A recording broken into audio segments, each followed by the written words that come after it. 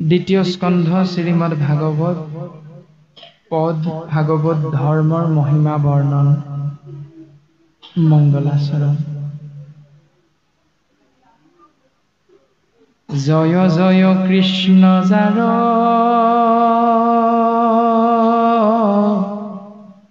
স্মৰণ মংগল জাগ যোগাদিৰো হৰি নাম মহাফল হেনয় পৰমানন্দ মাধৱ কনিত সুমৰিব নৰ নিৰন্তৰে এক চিত কৃষ্ণ কথা অমৃত পীয়ুষাৱধানে কৰিও যতন যাৱে প্ৰাণ থাকে মানে ৰাম ৰাম ঘোৰ কলি যুগে মলমতি মনুষ্যৰ নাহিয়ান ধৰ্ম হৰি ভকতি পৰ শৰীৰত আছে কলিকৃত যত দুখ গুচুক প্ৰথমে কৰা হৰি হৰি ঘোষ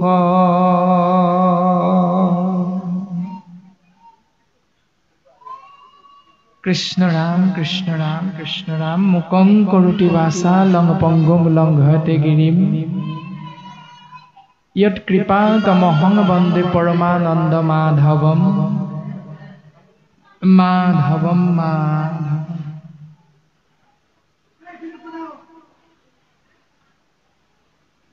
জগতগুৰু পৰম গুৰু হল শ্ৰীমন্ত শংকৰদেৱ।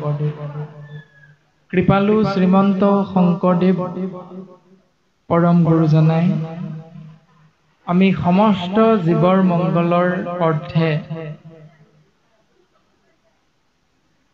4 বেদ 14 শাস্ত্ৰ 18 পুৰাণৰ সাৰ উদ্ধাৰ কৰি কৃপালু গুৰুজন বস্তুৱে সুন্দৰভাৱে জীৱ তৰণৰ উপায় গোবিন্দ মহাপ্ৰভু কৃষ্ণ গোসাঁইৰ নাম কল্পতৰু পুৰাণ সূৰ্য শ্ৰীমদ ভাগৱত আমাক দি থৈ গৈছে সুন্দৰভাৱে।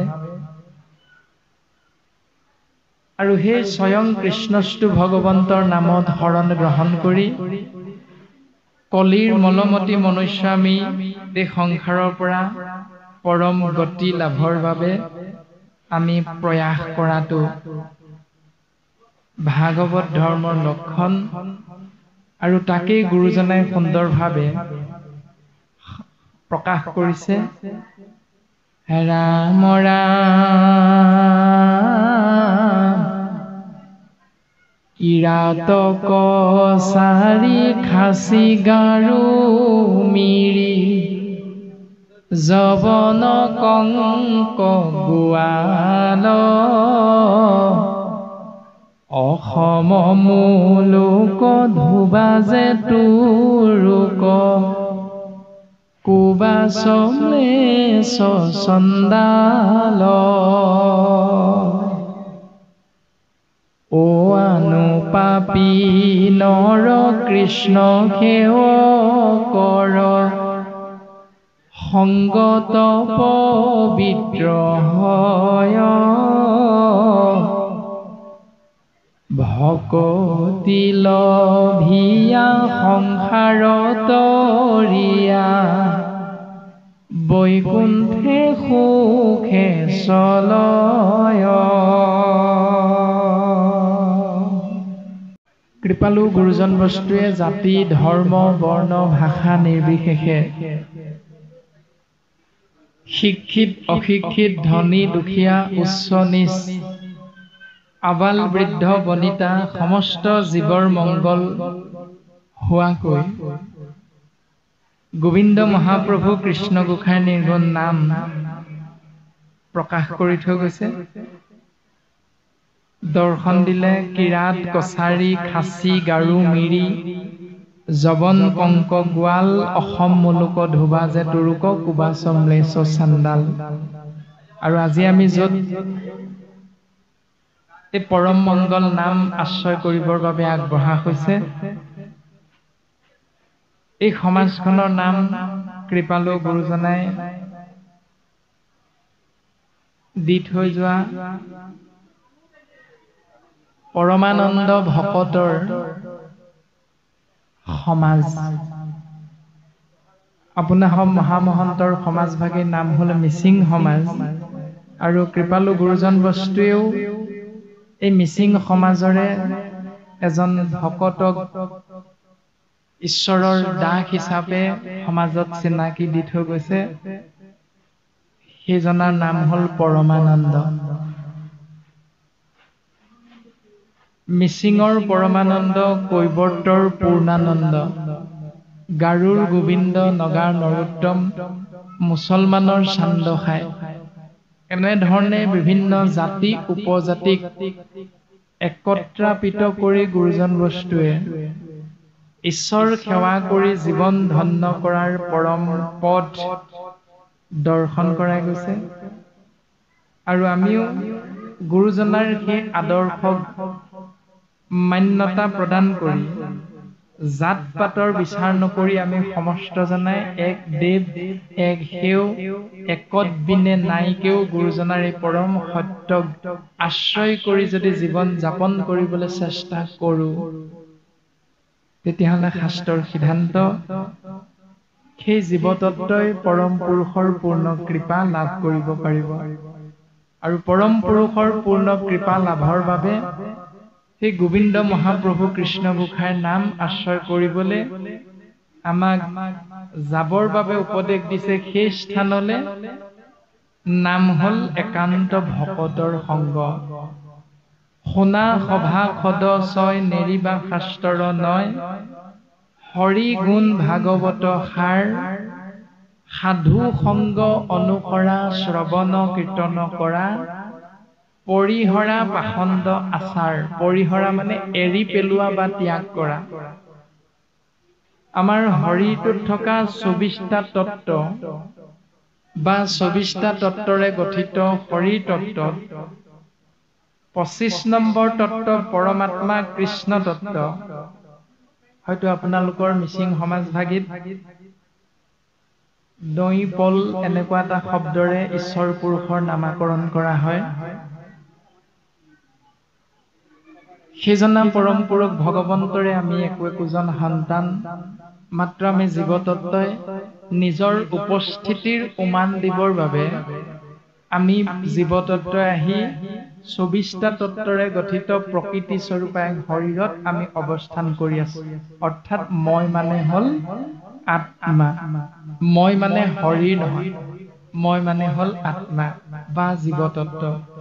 সেই আত্মা তত্ত্বই আমি সৰ্বতো প্ৰকাৰে আমাৰ পিতৃ কৃষ্ণ তত্ত্বৰ নাম ব্ৰহ্মক যদি আশ্ৰয় কৰি চলো, তেতিয়াহ'লে সেই সমাজভাগীৰ নাম হ'ল ভকতৰ সমাজ। আৰু সেই ভকতৰ সমাজৰ দ্বাৰাই আমি ভগৱন্তৰ নামক আশ্ৰয় কৰি এই সংসাৰৰ পৰা সুন্দৰভাৱে তৰি যাব পাৰিম। আৰু গুৰুজনাই সেইকাৰণে এই পবিত্ৰ গুৰুগৃহ আমাক দি থৈ গৈছে। অ নামঘৰ নামঘৰ অসমীয়া জাতি আমি এইয়ে পৰিচয়। নামঘৰ নামঘৰ ভকতিৰ আলয়, জীৱৰে আশ্ৰয়। শুনা না জাতি গয়া জ্ঞাতি ঘতে সমন্বয়, ঘতে সমন্বয়। নামঘৰৰ বিনে আমাৰ অস্তিত্ব নৰ ও নামঘৰৰ বিনে আমাৰ অস্তিত্ব নৰ এয়াই হল অসমীয়া জাতিৰ প্ৰাণ কেন্দ্ৰস্বৰূপ গৌৰৱৰ একমাত্ৰ স্থান নামঘৰ আৰু এই নামঘৰ ভাগি আমি কেনেকৈ নিৰ্মাণ কৰিব লাগিব কিমান সুন্দৰভাৱে আমি নামঘৰ ভাগি ৰাখিব লাগিব তাৰ চিন্তাখিনি আমি প্ৰত্যেকজন জ্ঞানী মনুষ্য হিচাপে শিক্ষিত যুৱক হিচাপে মানুহ হিচাপে আমি তাক আশ্ৰয় কৰাটো অতিব প্ৰয়োজন যিহেতু নামঘৰ ভগৱন্তৰ নাম লোৱা স্থান ইয়াত আমি যদি উপস্থিত হওঁ তেতিয়াহ'লে আমি শৌচাচাৰ নীতি নিয়ম আশ্ৰয় কৰি যোৱাটো অতিব প্ৰয়োজন ইয়ালৈ আহোঁতে যদি আমি অখাদ্য গ্ৰহণ কৰোঁ এনেও সমাজত আপোনালোকে জানেই যে আমিও আপোনালোকৰে জোৱাই মানে মিচিং জোৱাই আমি যিগৰাকী কন্যাক বিবাহ কৰাইছো আমাৰ যিগৰাকী সহধৰ্মিনী তেওঁ উপাধি হল মিলি শিৱসাগৰ জিলাৰ দিখৌমুখ ঠেকেৰাতলৰ ইলাপ্ৰভা মিলি গতিকে আমি আপোনালোকৰ আজ্ঞাতে থাকি কথাখিনি আগবঢ়াবলৈ যাওঁতে জোৱাই হিচাপে আপোনালোকে আমাক ৰৈ যোৱা ভুল ত্ৰুটি অপৰাধ আপোনালোকে ক্ষমা দিব গতিকে আমি সবাৰো শ্ৰীচৰণত পুনশ্চবাৰ ভক্তি সেৱাভাগি নিবেদন কৰা হৈছে এনেও মিচিং সমাজ বুলি ক'লে বাকী সমাজ ব্যৱস্থাৰ ব্যক্তিৰ মানত অকণমান চিন্তাধাৰাৰ পৰা মিচিং সমাজখনক অৱহেলাৰ পাত্ৰ হিচাপে সমাজত অকণমান অৱহেলা কৰা দেখা যায় যিটো আমি স্বচক্ষুৱে দেখা সেইকাৰণে আমি সবাৰো শ্ৰীচৰণত সেৱা নিবেদন কৰা হৈছে যে আমি নামঘৰ ভাগি গুৰুজনাৰ আদৰ্শক কেনেকৈ সমস্ত জ্ঞানী মনুষ্য শিক্ষিত মনুষ্য বা যি সমাজে আমাক অকণমান নিকৃষ্ট যেন ভাৱ দৰ্শন কৰোৱাই সেইসকলৰ মনত আমি কেনেকৈ শুদ্ধ চিন্তা আমাৰ প্ৰতি ভাল ভাৱ আমি আনি দিব পাৰিম তাৰ বাবে আমি প্ৰত্যেকেই গুৰুৰ আদৰ্শত নিজকে আগবঢ়াই দিব লাগিব তেতিয়াহে আমি প্ৰত্যেকে মূৰ দাঙি থিয় হ'ব পাৰিম আৰু সৎ সাহসেৰে সমাজত আমি সত্য শুদ্ধ কথাখিনি আগবঢ়াই দিব পাৰিম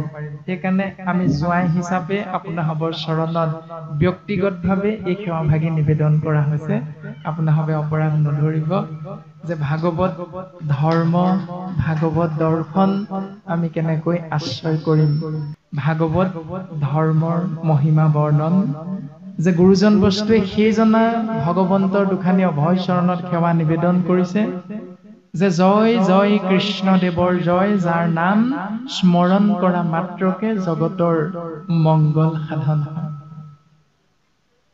যিজনাৰ নাম আশ্ৰয় কৰিলে যাগ যজ্ঞ পূজা পাতল দান দক্ষিণা শ্ৰাদ্ধ পিণ্ড হোম ব্ৰত তীৰ্থ স্নান আদি সমস্তবিলাক নকৰাকৈ তাৰ পুণ্যৰ ভাগিদাৰ আমি হ'ব পাৰো জাগ যোগা দিৰো হৰি নাম মহাফল সেই মহাফল দিয়া মহানায়ক স্বৰূপ অধ্যক্ষ গোবিন্দ মহাপ্ৰভু কৃষ্ণ গোসাঁইৰ দৰ্শন হেনয় পৰমানন্দ মানে পৰম যোগ আনন্দ সমান পৰমানন্দ সেইজনা পৰম আনন্দৰ গৰাকী কৃষ্ণ তত্ত্বৰ অনন্ত কোটি নামৰ এক নাম হল মাধৱ মা মানে লক্ষ্মী ধৱ মানে স্বামী মাধৱৰ নাম যদি নিৰন্তৰে একচিতে সেই মনুষ্য তোমালোকে আশ্ৰয় কৰা তেতিয়াহ'লে নিশ্চিত ৰূপত তোমালোকৰ মংগল হ'ব এই সিদ্ধান্ত দিছে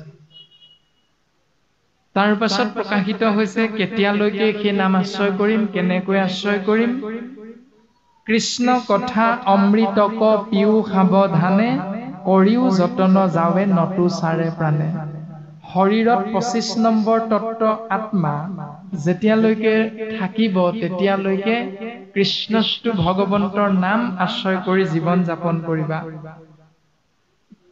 তাকে প্ৰথম স্কন্ধৰ মংগলাচৰণৰ পদবন্ধে গুৰুজনাই কৈছিল প্ৰভু ভগৱন্ত ভকতৰ নৱনিধি হৰিক স্মৰণে আৰম্ভৰ শৌক সিদ্ধি যে প্ৰভু ভগৱন্ত ভকতৰ নভাগী ঐশ্বৰ্যৰ গৰাকী আৰু সেই প্ৰভু ভগৱন্তক আশ্ৰয় কৰা মানে জগতৰ মংগল সাধন হয় আৰু তাৰ বাবে হয়তো আমি সমস্ত জনাৰে জ্ঞাত আজি আপোনাসৱৰ মিচিং সমাজৰ ইমান এটি সুন্দৰ বিহু সেই বিহু ভাগিৰে আমি মোহমতীক আপোনাসৱে বহু দূৰৰ পৰা আদৰি আনিছে পবিত্ৰ গুৰুগৃহলে যি ভাগি বিহু আমাৰ আইগৰাকীয়ে প্ৰায় মুখত গায়ে থাকে আৰু সেই ভাগি কিন্তু দিখৌমুখৰ থেকেৰা তলত আমি শুনা নাই সেইখিনি কিন্তু তেৰাই আমাৰ আগত প্ৰায় সেইবিলাক নাম গাই থাকে আৰু আজি আমি শুনি যথেষ্ট আনন্দিত হৈছো ভাল লাগিছে যথেষ্ট আৰু গুৰুজন বস্তুৱে সেই জাতি জনজাতিৰ যি থলুৱা নৃত্য গীত এই ব্যৱস্থাখিনি যেতিয়া আহোম স্বৰ্গদেউ চুকাফাৰ নেতৃত্বত চোতালৰ পৰা গৈ গছতলৰ পৰা গৈ মঞ্চ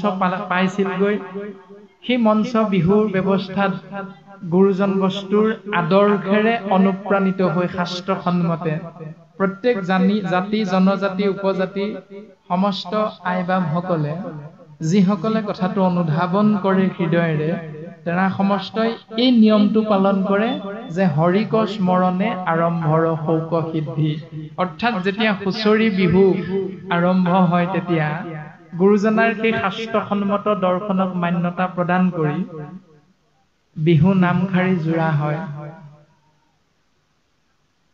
ৰাম জয় হৰি জয় ৰাম কৃষ্ণ ৰাম হৰি জয় এনেধৰণে গোবিন্দ মহাপ্ৰভুৰ জয় জয়কাৰ আশ্ৰয় কৰি এঘৰ গৃহস্থীৰ চোতালতে হওক গছৰ তলতে হওক বিভিন্ন জাতি জনজাতি আমি মনুষ্য নামৰ জীৱতত্বই কৃষ্ণ নাম আশ্ৰয় কৰি আমি মাংগলিক এই ব্যৱস্থাটোৰ মাজলৈ সোমাই যাব বিচাৰো এয়া গুৰুজনাৰ আদৰ্শ আৰু আজিও আপোনাসৱে সেই নিয়মকে পালন কৰিছে এয়া হল গুৰুজনাৰ আদৰ্শেৰে অনুপ্ৰাণিত আপোনাসৱ মিচিং সমাজ আৰু গুৰুজনাই সুন্দৰভাৱে প্ৰকাশ কৰিছে ও ঘোৰ কলি যুগে মলমতি মনুষ্যৰ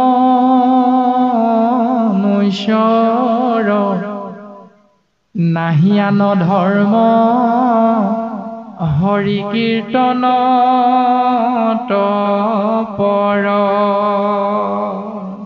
যিহেতু কলিযুগ আমি মানুহ নামৰ জীৱবিধৰ মনটো অতিকে মলেৰে ভৰপূৰ সৰু সৰু কথাতে খুট খাট হাই কাজিয়াবিলাক প্ৰায় থাকে কিবা এটা কলেই খং উঠে আদি কলিৰ প্ৰভাৱত আমাৰ এইবিলাক অৱস্থা হৈ থাকে মানুহৰ সেইকাৰণে গুৰুজনাই কৈছে যে ঘোৰ কলিৰ কৰাল গ্ৰাসৰ পৰা পৰিত্ৰাণ পাবৰ যাৰ ইচ্ছা আছে হে মনুষ্য নামৰ শ্ৰেষ্ঠতম জীৱ তোমালোকে এটা কৰ্মক প্ৰাধান্যতা দিয়া সেই কৰ্মটোৰ নাম হল নাহি মানে নাই আন ধৰ্ম আন নীতি নিয়ম কৰ্ম আছে কেৱল হৰি কীৰ্তন আমাৰ শৰীৰটোত দুখন মুখ আছে এখন হল পচা শৰীৰটোৰ বাবে খাদ্য গ্ৰহণ কৰা এই মুখখন আৰু অন্যখন মুখ হল কাণ নামৰ ইন্দ্ৰিয়খন এই দুখন মুখৰ দ্বাৰা এইখন মুখে তুমি কীৰ্তন কৰা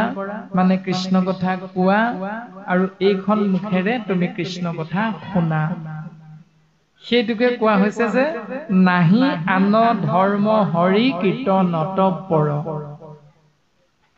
হৰিনাম শ্ৰৱণ কীৰ্তন কৰিলেহে যে জীৱৰ মংগল হব ইয়াৰ বাহিৰে জীৱৰ মংগলৰ বাবে দ্বিতীয় এটা পথ গুৰুজন বস্তুৱে আমাক নাই বুলি বাৰে বাৰে সিদ্ধান্ত দি থৈ গৈছে আৰু সেইকাৰণে আমি ও শৰীৰত আছে কলিকৃত যত দুখ গুচুক প্ৰথমে কৰা হৰি হৰি ঘোষ। শৰীৰত থকা 24টা তত্ত্বৰ 10টা ইন্দ্ৰিয়ৰ লগত 10টা ৰিপু যোগ হৈ আছে। চকু, কাণ, নাক, মুখ, হাত, ভৰি, গুজ্জ, লিংগ, ছাল আদি যি 10টা ইন্দ্ৰিয়, 5টা কৰ্মেন্দ্ৰিয়, 5টাই কৰ্ম কৰে। হাতখনে কাম কৰে, ভৰিকেইটাই কাম কৰে, মুখখনে কাম কৰে। এনেধৰণে 5টা কৰ্মেন্দ্ৰিয়, 5টা জ্ঞানেন্দ্ৰিয়। কাণখনে শ্ৰৱণ শক্তিটো আশ্ৰয় কৰে, সেইকাৰণে সেইটোৰ দ্বাৰা আমাৰ জ্ঞান হয়। চকুকেইটাই দেখুৱাই দিয়ে, তাৰ পৰা আপুনি মই কিবা এটা জ্ঞান লাভ কৰিব পাৰোঁ। ছালৰ দ্বাৰা চিকুট মাৰি দিলে আমি দুখ পাওঁ, তাৰ দ্বাৰা আমি কোষবিলাকৰ জৰিয়তে আমি জ্ঞান লাভ কৰিব পাৰোঁ। এনেধৰণে 5টা কৰ্মেন্দ্ৰিয়ৰ দ্বাৰা কৰ্ম হৈ থাকে সংসাৰখনত, 5টা জ্ঞানেন্দ্ৰিয়ৰ দ্বাৰা জ্ঞান লাভ হৈ আমি 10টা ইন্দ্ৰিয়ৰ দ্বাৰা যিখিনি কৰ্মক ধৰ্ম হিচাপে পালন কৰিবলৈ যাওঁ, তাৰ লগত 10টা ৰিপু যোগ হৈ আছে। কাম, ক্ৰোধ, লোভ, মোহ, দম্ভ, দেশ্য, অহংকাৰ, মদ, মাশ্চৰ্য আদি আদি। এনেকৈ শৰীৰত আছে কলিকৃত যত দুখ।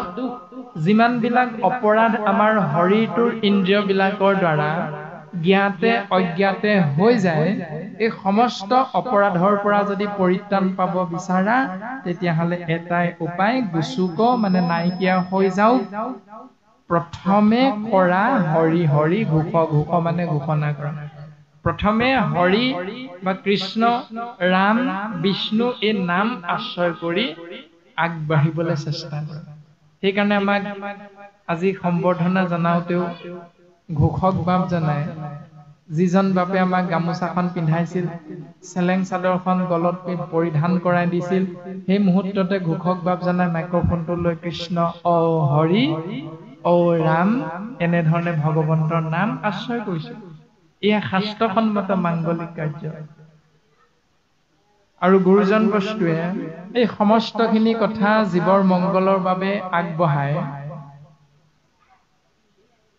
ও কৃষ্ণৰ চৰণে কৰি অশেষ প্ৰণতি, অচ্যুতৰ কিংকৰ শংকৰ নিগদতি।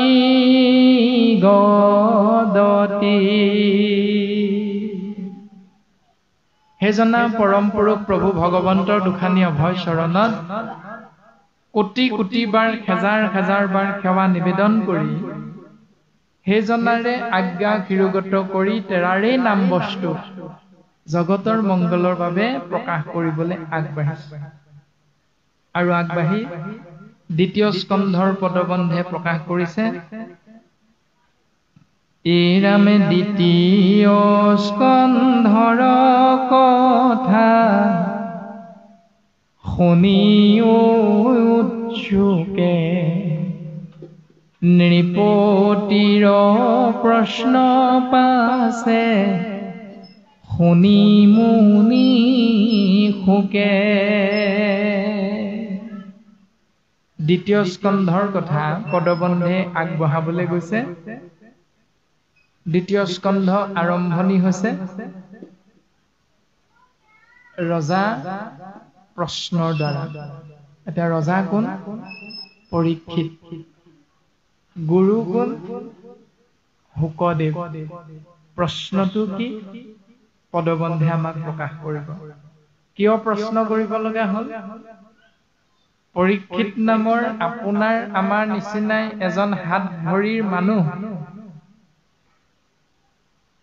গোটেই পৃথিৱীখনৰ গৰাকী আছিল, 61টি ৰজা আছিল। সেই ৰজাজনে মৃগয়া কৰিবলৈ যাওঁতে এজন ব্ৰাহ্মণৰ লগত এটা অপৰাধ কৰ্মত জড়িত হ'ল। ব্ৰাহ্মণৰ ওচৰত অপৰাধ লগাল। অপৰাধটো কি? ভোক পিয়াহত অন্থকণ্ঠ শুকাই হৰিণ খেদি খেদি অৰণ্যৰ মাজত দৌৰি যাওঁতে যাওঁতে শ্ৰমিক নামৰ এজন ব্ৰাহ্মণ ঋষিৰ আশ্ৰমত গৈ উপস্থিত হ'ল। আৰু মুনিক পানী খুজিলে, কিন্তু মুনি ধ্যানমগ্ন হৈ থকাৰ বাবে দিম নে নিদিম তাৰ একো সমিধান নিদিলে তাতে ক্ষত্ৰিয় ৰজা খং উঠিল আৰু ওচৰতে পৰি থকা এটা মৃত সৰ্প মানে মৰা সাপ ধনুৰ আগেৰে আনি মুনিজনৰ গলত পিন্ধাই ঘৰলৈ গুচি আহিল তাৰ পাছত শ্ৰমিক মুনিৰে পুত্ৰ শৃংগী মুনিয়ে কথাটো গম পালে গম পাই অভিশাপ প্ৰদান কৰিলে যে যিজনাই তেওঁ পিতৃৰ গলত এনেকৈ এটি সৰ্প মেৰিয়াই থৈ গৈছে এনেকুৱা এটা অকাৰ্য কৰিছে ব্ৰাহ্মণক অপমান কৰিছে সেইজন ব্যক্তিকে 7 দিন 7 ৰাতিৰ অন্তত সৰ্পৰ ৰজা তক্ষকে দংশন কৰিব আৰু এই সংসাৰ এৰি যাব লাগিব অৰ্থাৎ ভাগৱতৰ আৰম্ভণি হৈছে এটা মৰা সাপৰ পৰা ভাগৱতৰ সামৰণি হৈছে এটি জীয়া সাপৰ দ্বাৰা মৰা সাপৰ পৰাই ভাগৱত আৰম্ভণি আৰু জীয়া সাপৰ দংশনত ৰজা পৰীক্ষিতৰ মৃত্যু হৈছে ভাগৱতৰ সমাপ্তি হৈছে আৰু সেইজন ৰজা পৰীক্ষিতে জানিব বিচাৰিছে যে মৃত্যু ভয়ৰ পৰা কেনেকৈ জীৱ মুক্ত হৈ থাকিব পাৰে আমাৰতো প্ৰত্যেক ক্ষেত্ৰতে মৃত্যু ভয় আছে সেই কাৰণে আমাক কোনোবাই কিবা এটা কৰ্ম কৰিবলৈ আগবঢ়াই দিলেই মই নোৱাৰো পায় মোৰ ভয় লাগে এই চিন্তাটো আমাৰ মুখৰ পৰা স্বাভাৱিকতে ওলাই যায় বোলে বাপজন তুমি উঠাচোন এইটো কৰাগেই নাই নাই মোক নকব কোনোবা দুজন মানে যদি নামঘৰৰ বাটচৰাৰ সন্মুখত কৰ্ম কৰি থাকে তেনেকুৱাতে যদি এজন ব্যক্তি আহে বোলে যাওকচোন নামঘৰৰ ভিতৰৰ পৰা এই দাখন উলিয়াই আনক কটাৰীখন উলিয়াই আনক বা আমুকটো আছে উলিয়াই আনকচোন বাহিৰলৈ তৎক্ষণাত আমি কৈ দিওঁ বোলে নাই নাই মই গা ধোৱা নাই নামঘৰলৈ যাব নোৱাৰো এনেকুৱা বিভিন্ন ধৰণৰ ভাৱনা চিন্তা আমি প্ৰায় মুখেৰে প্ৰকাশ কৰি দিওঁ যে আমাৰ ভয় লাগে এতিয়া সেই ভয়টোৱে হ'ল মায়া সেই ভয়ৰ পৰা কেনেকৈ মুকলি হৈ থাকিব পাৰিম আমি নিৰ্ভয় মানে সংসাৰত থাকিব পাৰিম তাৰে উত্তৰ বিচাৰিছে ৰজা পৰীক্ষিতে তেওঁৰো এগৰাকী ধৰ্ম পত্নী আছে মানে তেওঁ বৈবাহিক জীৱন যাপন কৰিছে তেওঁৰো এটা পুত্ৰ আছে আপোনাৰ মোৰো ধৰ্ম পত্নী আছে স্বামী আছে আপোনাৰ মোৰো ল'ৰা ছোৱালী আছে তাৰ মানে পৰীক্ষিতো সংসাৰী জীৱ আৰু আপুনি আমিও সংসাৰী জীৱ আৰু পৰীক্ষিতেও জানিব বিচাৰিছে প্ৰশ্নটো উত্তৰ আৰু সেই প্ৰশ্নটো উত্তৰ পৰীক্ষিতে যেতিয়া জানিব বিচাৰিছে তাৰ মানে তাৰ উত্তৰটো আমাৰ বাবেও প্ৰয়োজন এতিয়া কথা হ'ল প্ৰশ্নটো কি মৃত্যু ভয়ৰ পৰা পৰিত্ৰাণ আমি কেনেকৈ পাম এতিয়া সেই প্ৰশ্নটো প্ৰথম স্কন্ধতে সুধিছিল যেতিয়া এই অভিশাপটো বিয়পি পৰিছিল চাৰিওফালে তেতিয়াই যোগ বলেৰে 60,000 ঋষিমুনি আহি পৰীক্ষিতৰ কাষত উপস্থিত হৈছে আজি যেনেকৈ আপোনাৰ মহামহন্ত উপস্থিতি হৈছে এই পবিত্ৰ গুৰুগৃহত ঠিক কিবা এটা উদ্দেশ্য লৈ ঠিক তেনেকৈ পৰীক্ষিতৰো মংগল সাধনৰ বাবে 60,000 ঋষিমুনি উপস্থিত হ'ল আৰু সেই 60,000 ঋষিমুনি উপস্থিতিত ৰজা পৰীক্ষিতে মনৰ ভাৱনাটো প্ৰকাশ কৰি দিছে এৰা সাক্ষাতে তোমৰা মূৰ্তি মন্ত বেদগণ তোমালোক সাক্ষাৎ মূৰ্তিমন্ত হৈ বেদ স্বৰূপ ভৈলায়াখি মূৰ উপকাৰে উপখন মোৰ কাষত যে আহি তোমালোক উপস্থিত হৈছা তাৰ উদ্দেশ্যটো হ'ল মোৰ মংগল কৰিবা তোমালোকে কিন্তু মোৰনো কি হৈছে মই কলেহে জানিবা তোমালোকে ডাক্তৰৰ ওচৰত গৈ আমি যেতিয়া থিয় হওঁ ডাক্তৰজনে আমাক সোধে নে নুসুধে বোলে কি হৈছে কোৱাচোন আমিতো কোনেও নকওঁ মোক কি হৈছে নাজানো কাৰণে আপোনাৰ ওচৰলৈ আহিছো ভালকৈ দিয়ক আকৌ চাওক আকৌ কি হৈছে বোলতো কোনেও নকওঁ আমি কওঁ ছাৰ আজি এসপ্তাহ মানৰ পৰা মাথা বিষটো হৈ আছে বা পেট বিষ হৈ আছে এনেকে কৈ দিওঁ কোৱাৰ পাছতহে ডাক্তৰজনে বোলে এসপ্তাহৰ পৰা হৈছে তাৰপিছত পৰীক্ষা নিৰীক্ষা কৰিহে তেওঁ সেই বেমাৰটোৰ ঔষধটো দিব ঠিক তেনেকৈ পৰীক্ষিতেও জনাব বিচাৰিছে মোৰ কাষত থিয় হৈছা হয় মোৰ মংগলৰ বাবে কিন্তু মোক কি মংগল কৰিবা মোৰ বেমাৰটো কি তোমালোকেতো নাজানা মই জনাই দিবলৈ আগবাঢ়িছো মোৰ বেমাৰটো কি হৈছে হেৰা এতেকে তোমাত পুচু কোন মহাধৰ্ম কহিও কলো কৰ কৰ্তব্য কোন কৰ্ম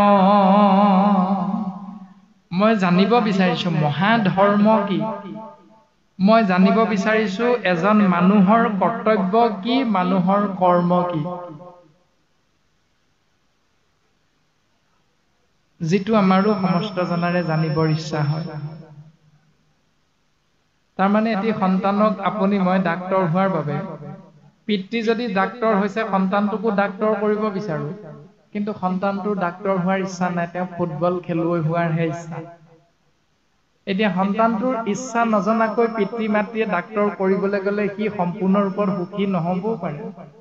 সেইকাৰণে ৰজা পৰীক্ষিতে সুধি জনাই দিছে যে মই জানিব বিচাৰিছো আকৌ এইটোহে কি, যে মহাধৰ্ম মানে কি, কৰ্মই যিহেতু ধৰ্ম, তাৰ ভিতৰত শ্ৰেষ্ঠতম কৰ্ম কোনটো হ'ব পাৰে, যাক সকলোৱে একমুখে হয় বুলি স্বীকাৰ কৰিব।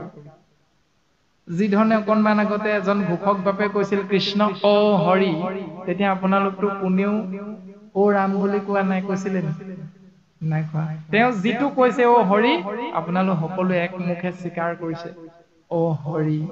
তেওঁ কৈছে অ ৰাম, আপোনালোকো সকলোৱে একমুখে স্বীকাৰ কৰিছে অ ৰাম। তাৰমানে তেওঁ নেতৃত্ব দিছে, নিয়মটো শুদ্ধ, সেইকাৰণে আমি মানি লৈছো। এই ব্যৱস্থাটো ৰজা পৰীক্ষিতে জনাই দিছে যে মই জানিব বিচাৰিছো এজন মানুহৰ কৰ্তব্য কি, এজন মানুহৰ কৰ্ম কি।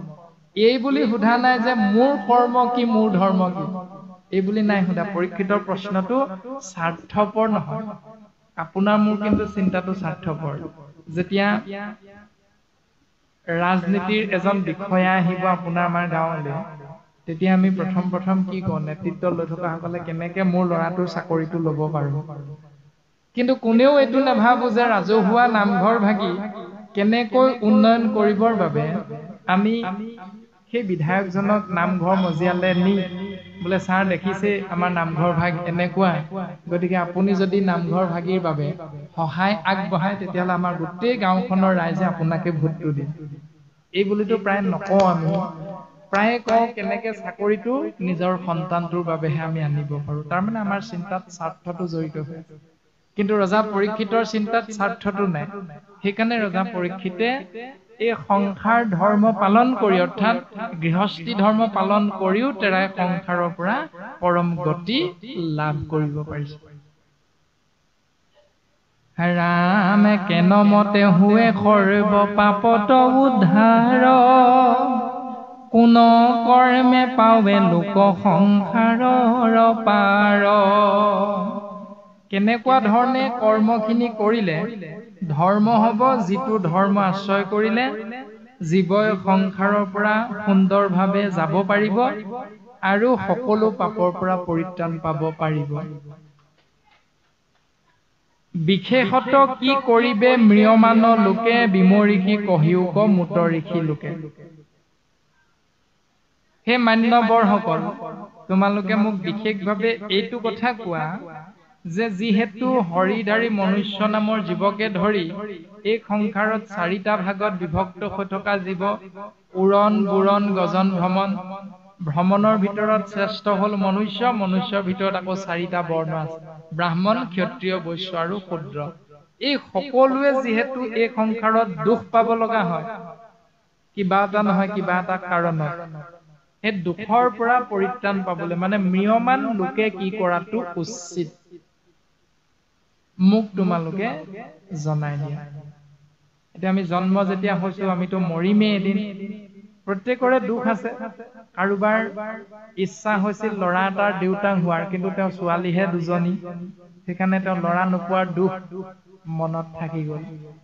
কাৰোবাৰ ছোৱালী 2জনী, কিন্তু এজনী ছোৱালীও বিয়া দিব পৰা নাই, সেইটো দুখে পিতৃ মাতৃক খলি খলি খাইছে, সেইটো এটা দুখ তেওঁ। কাৰোবাৰ 5টামান ল'ৰা ছোৱালী, ল'ৰাও আছে 2টা, ছোৱালীও 3জনী, কিন্তু খোৱাই পিন্ধাবৰ বাবে তেওঁ মাটি সম্পত্তিৰ অভাৱ, একেবাৰে নগণ্য, মাত্ৰ এবিঘা মানহে, য'ত খেতি কৰি তেওঁ পোহপাল দি ভালকে পঢ়াই শুনাই ডাঙৰ মানুহ কৰিব পৰা অৱস্থাটো তেওঁৰ নাই, ইমান টনকিয়াল নহয় তেওঁ, সেইটো দুখ। মুঠতে এই সংসাৰত আমাৰ প্ৰত্যেকজন হৰিধাৰী মনুষ্যৰ কিবা নহয় কিবা প্ৰকাৰে এটা দুখৰ মাজত আমি থাকিব লগা হয়। সেইকাৰণে ৰজা পৰীক্ষিতে সুধিছে বিশেষত ম্ৰিয়মান, কি কৰিবে ম্ৰিয়মানৰ লোকে।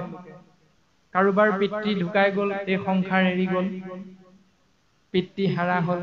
কাৰোবাৰ জন্ম দিয়া মাতৃ এৰি থৈ গ'ল, মাতৃ হাৰা হ'ল। কাৰোবাৰ পিতৃ মাতৃ থাকোঁতে একমাত্ৰ সন্তানটো দুৰ্ঘটনাগ্ৰস্ত হৈ মৰি থাকিল, সেইটো দুখ লৈ থাকিব লগা হৈছে পিতৃ মাতৃয়ে। যিকোনো প্ৰকাৰে আমি সমস্ত জনা মানুহে দুখৰ মাজত কিবা এটা নহয় কিবা এটা দুখত আমি অৱস্থান কৰিব লগা হয়। ৰজা পৰীক্ষিতে সুধিছে যে সেই মানুহজনে কৰিব লগা কৰ্মটো, যিটো শাস্ত্ৰই ধৰ্ম বুলি স্বীকৃতি দিছে। তাৰমানে এই প্ৰশ্নটোত আমি প্ৰত্যেকজনে সোমাই আছো। এতিয়া আহোম সম্প্ৰদায়ৰ ব্যক্তিসকলৰ মাজতো বিভিন্নতা ভাগ আছে। কোনোবাই এজন মানুহ মৰিলে এমাহৰ মূৰত কৰ্মটো কৰে, কোনোবাই 17 দিনত কৰে, কোনোবাই 11 দিনত কৰে, 3 দিনত তিলনি 11 দিনত কৰ্ম, কোনোবাই 3 দিনত তিলনি কৰি 10 দিনত দহা কৰি একেবাৰে 30 নম্বৰ দিনটোতহে সেই কৰ্মটো কৰে। আকৌ মিচিং সমাজত কিমান দিনৰ মূৰত কৰে আপোনালোকৰ সমাজত? লিমিট নাই, মানে দদগাং বুলি এনেকুৱা এটা নিয়ম, এটা পুৰুষ মান চাগে শেষ হলেহে বহু বছৰ মূৰত এই নিয়মটো পালন কৰা হয়। কৃষ্ণ। এতিয়া কথা হ'ল, সিমান দিনলৈকে আপুনি বা আপোনালোক বা আমি নামঘৰত সোমাবৰ বাবে আমিতো চোৱা গাটোৰে সোমাই থাকো। এতিয়া সেই নিয়মবিলাক শাস্ত্ৰই আমাক কৈছে নে নাই কোৱা শুদ্ধ বুলি? যদি শুদ্ধ বুলি কৈছে তেতিয়াহ'লে আমি তাক আশ্ৰয় কৰিম। কোনোবাই সেই মৃত শৰীৰটো মাটিত পুতি থয়, কোনোবাই জুই দিয়ে, মানে জুই দি জ্বলাই দিয়ে, কোনোবাই নদীত উটুৱাই দিয়ে। আমি সেই নিয়মখিনিৰ বিষয়বস্তু এই কাৰণেই নকওঁ, কাৰণ প্ৰত্যেক সমাজৰে নীতি আদৰ্শ, যিহেতু জীৱতত্ত্ব শৰীৰত প্ৰৱেশ কৰোঁতে এই শৰীৰটো বিনাশী শৰীৰ আৰু শৰীৰটো পঞ্চভূতি, মাটি, পানী, বায়ু, অগ্নি, আকাশ, এই পঞ্চভূতেৰে নিৰ্মিত শৰীৰ। পঞ্চভূততে লীন যাব লাগিব। তাৰ বাবে নিয়ম এইটোৱে শুদ্ধ বুলি আমি কোনেও নকওঁ, কাৰণ পঞ্চভূতেৰে নিৰ্মিত শৰীৰ। ইহুদীসকলে এটি শৰীৰ এৰি যেতিয়া জীৱতত্ত্ব ওলাই যায়, যাক আমি মৰিল বুলি কওঁ, মৃত বুলি ঘোষণা হয়, তেতিয়া সেই মানুহজনৰ শৰীৰটো টুকুৰা টুকুৰকে কাটি পৰ্বতৰ ওখ এটি শৃংগত নি পেলাই থৈ আহে ইহুদী সম্প্ৰদায়সকলে। আৰু তাত ঈগল, চিলনী, শগুন আদি মাংসহাৰী চৰাইবিলাকে যেতিয়া সেই মাংসখিনি খায়, তেতিয়া সেই ধৰ্মাৱলম্বী লোকসকলৰ এটা বিশ্বাস আছে যে এনেধৰণে পঞ্চভূতি শৰীৰ পঞ্চভূতত বিলীন হৈ গৈছে। আৰু কোনো কোনো সমাজত সেই শৰীৰটো শ্ৰদ্ধা সহকাৰে নি মাটিত গাঁত খান্দি পুতি থয়। সেইটো হয়তো আপোনালোকৰ সমাজতো আছে কিছু কিছু ক্ষেত্ৰত। গতিকে তাতেই মাটিৰ শৰীৰ মাটিতে বিলীন হ'ব, এনেকৈ সেইটো এটা বিশ্বাস। আৰু কোনো কোনো সমাজৰ বাপাইসকলে সময়টো কম লাগে, 3 ঘণ্টাতে সমস্ত পৰিষ্কাৰ হৈ যায়, সেইকাৰণে জুই দি পুৰি দিয়ে, আকৌ মাটি দি ঢাকি থৈ আহে। এনেকুৱা নীতি নিয়মখিনি আমাৰ সমাজত আছে। গতিকে পঞ্চভূতি শৰীৰ পঞ্চভূতত বিলীন কৰাৰ উপায় বিভিন্ন যদিও বিজ্ঞানসন্মতভাৱে যিটো শুদ্ধ, আমি তাক আশ্ৰয় কৰাটোৱে জ্ঞানী মনুষ্যৰ প্ৰয়োজনীয় কৰ্ম বুলি কৈছে। তাৰ বিষয়বস্তু আমি বেছিকৈ আলোচনা কৰিবলৈ নাযাওঁ। কিন্তু বৰ্তমান ৰজা পৰীক্ষিতে সুধিছে যে মোক কোৱা, যিকোনো প্ৰকাৰে দুখৰ মাজত অৱস্থান কৰা এটি শৰীৰধাৰী মনুষ্যৰ কৰ্ম কি, ধৰ্ম কি? তেতিয়া ঋষিমুনিসকলে কি বুলি কৈছে? এইৰামে শুনি মুনি সবে বোলে যাৰ যে নমতি, কেহু বোলে তপতে পৰম পাই গতি। প্ৰশ্নটো শুনিলে ঋষিমুনিসকলে ক'লে কোনো কোনোৱে যে ৰাজন, তুমি তপস্যা কৰা, তোমাৰ পৰম গতি লাভ হ'ব। 60,000 ঋষিমুনিয়ে প্ৰত্যেকজনে নাই কোৱা তপস্যা কৰা বুলি। মুষ্টিমেয় কেইজনমানেহে ক'লে তপস্যা কৰা। আকৌ কেইজনমানে ক'লে তপস্যা কৰিলেতো তুমি পৰম গতি পাবাই ৰাজন। ৰামে কেহু বোলে মহাসিদ্ধি সাধে যজ্ঞ দানে, কেহু বোলে পৰম মুকুতি তীৰ্থ স্নানে। কোনো কোনোৱে ক'লে তোমাক যদি মহাসিদ্ধি লাগে তেতিয়াহ'লে যজ্ঞ কৰা আৰু দান দক্ষিণা দিয়া। কোনোৱে ক'লে সেইকেইটাতো কৰিবাই, যদি সেইকেইটা কৰিব নোৱাৰা তেতিয়াহ'লে মুকুতিৰ অৰ্থে তুমি তীৰ্থক্ষেত্ৰ ভ্ৰমণ কৰা, তাৰ জলত গৈ স্নান কৰা, আদি আদি আদি। কিন্তু ৰজা পৰীক্ষিতে হবে হন্তে কহে আপোনাৰ নানা মত, হেন শুনি সুস্থ নোহে ৰাজাৰ মনত। ৰজাই পচন্দ নকৰিলে, এটাও মনপুত নহল। কাৰণ আছে 7 দিন। 7 দিনত তীৰ্থক্ষেত্ৰ ভ্ৰমণ কৰিবলৈ যাব নোৱাৰে, ঘূৰি আহিব নোৱাৰে। 7 দিনত তপস্যা কৰি শেষ কৰিব নোৱাৰে, 7 দিনত যজ্ঞ কৰি শেষ কৰিব নোৱাৰে, দান দক্ষিণা দিও শেষ কৰিব নোৱাৰে। গতিকে এটাও নীতি নিয়ম ৰজা পৰীক্ষিতৰ মনপুত নহল। এতিয়া যিসকলে উত্তৰ দিছিল তেওঁলোক বেদশাস্ত্ৰত পাৰ্গত। বেদশাস্ত্ৰত পাৰ্গত হৈ দিয়া উত্তৰবিলাক একেবাৰে দলিয়াই পেলাব লগা উত্তৰ নহয়। তথাপিতো ৰজা পৰীক্ষিতে আশ্ৰয় নকৰিলে, কাৰণ ৰজা পৰীক্ষিতে মাকৰ গৰ্ভত পিতৃৰ নাম অভিমন্যু, মাতৃৰ নাম উত্তৰা। উত্তৰাৰ গৰ্ভত জীৱতত্ত্ব থাকোঁতেই অশ্বত্থমাৰ ব্ৰহ্মাস্ত্ৰৰ আঘাতৰ পৰা ৰক্ষা কৰিবৰ বাবে ভগৱন্ত পুৰুষে উত্তৰাৰ গৰ্ভত বুঢ়া আঙুলিটোৰ সমান এটা ৰূপ ধাৰণ কৰি প্ৰৱেশ কৰি এই গৰ্ভস্থ সন্তানটোক অশ্বত্থমাৰ ব্ৰহ্মাস্ত্ৰৰ আঘাতৰ পৰা ৰক্ষা কৰিছিল। আৰু গৰ্ভতেই সেই শিশুটিয়ে ভগৱন্তৰ বিষ্ণু ৰূপটো দেখা পাইছিল, শংখ চক্ৰ গদা পদ্ম। সেইকাৰণে পৰীক্ষিতৰ প্ৰথম নামটো আছিল বিষ্ণুৰাত। তাৰ পাছতহে সমাজত পৰীক্ষিত নামেৰে জনাজাত হৈছে। প্ৰথম নামটো বিষ্ণুৰাত। যিজনাই মাতৃগৰ্ভতে ঈশ্বৰক দৰ্শন পাই আহিছে সেইজন এলাপেচা জ্ঞানী মানুহ নহয়। সেইজন জ্ঞানী মানুহেই এইবিলাক নীতি নিয়ম পচন্দ কৰা নাই। তেনে ক্ষেত্ৰত আপুনি মই মেট্ৰিকটো টানি টুনি পাছ কৰিছো কোনোমতে, হয়তো কোনোবাই BA পাছ কৰিছো, কোনোবাই MA পাছ কৰিছো, তাৰ অৰ্থটো এইটো নহয় যে আমি পৰীক্ষিততকে জ্ঞানী। তাৰ অৰ্থ এইটো নহয় যে সেই 60,000 ঋষিমুনিতকে আপুনি মই জ্ঞানী। 60,000 ঋষিমুনিয়ে কোৱা কথাটো দলিয়াই পেলাব লগা কথা নহয় যদিও ৰজা পৰীক্ষিতে কিন্তু নৎসাত কৰিছে, কাৰণ হাতত সময় আছে 7 দিন। আমাৰনো সময় কিমান তেতিয়া? পৰীক্ষিতৰ যদি 7 দিন, এই তত্ত্বটো বুজি পাইছে, আমাৰো সময় 7 দিনেই। দেও, সোম, মংগল, বুধ, বৃহস্পতি, শুক্ৰ, শনি, আমাৰো 7 দিনে। এই 7 দিনতে পৃথিৱীলৈ আহিছো কোনোবা এদিন, আৰু এই 7 দিনৰে কোনোবা এটা দিনত আমি ইয়াৰ পৰা যাবগৈ লাগিব। বেলেগ একো দিন নাই, এই 7 দিনেই। সকলোৰে সময়সীমা 7 দিন।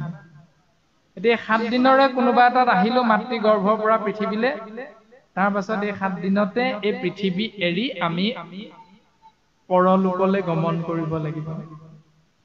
সেইকাৰণে ৰজা পৰীক্ষিতে পচন্দ নকৰি যিটো নিয়ম আশ্ৰয় কৰিলে, যিটো নিয়মক আশ্ৰয় কৰি ৰজা পৰীক্ষিতে মুকুতি লাভ কৰিলে, সেই নিয়মটোৱে হ'ব ভাগৱত ধৰ্ম, মনুষ্যৰ শ্ৰেষ্ঠতম মাৰ্গ, মানে পথ আশ্ৰয় কৰিবলৈ।